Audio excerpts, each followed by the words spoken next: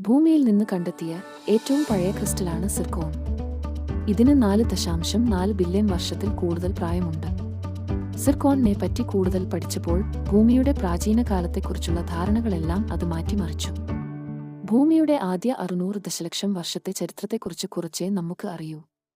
മാർസിന്റെ വലിപ്പമുള്ള ഒരു വസ്തു ഭൂമിയിൽ പതിച്ചതിനെ തുടർന്ന് നമ്മുടെ ചന്ദ്രൻ രൂപപ്പെട്ടു. ഇത് ഭൂമിയുടെ ഉപരിതലത്തിൽ മാഗ്മയുടെ ഒരു സമുദ്രം ഉണ്ടാക്കി. ഇത് നൂറുകണക്കിന് ദശലക്ഷം വർഷങ്ങൾ നീണ്ടുനിന്നതായാണ് കരുതിയിരുന്നത്. എന്നാൽ സിർക്കോണും അതിനുള്ളിലെ ഘടകങ്ങളും കണ്ടെത്തിയതിലൂടെ ഭൂമി കരുതിയതിൽക്കാൾ വേഗത്തിൽ തണുത്തുവെന്ന് മനസ്സിലായി. അത് ജീവന്റെ രൂപീകരണത്തെക്കുറിച്ചുള്ള നമ്മുടെ ധാരണകൾ മാറ്റിമറിച്ചു. കാരണം ഭൂമിയിൽ ജലം ഉണ്ടായിരുന്നു എന്ന് കരുതിയതിനേക്കാൾ മുമ്പ് തന്നെ ജീവൻ ഉണ്ടായി എന്ന സൂചന ഇത് തരുന്നു.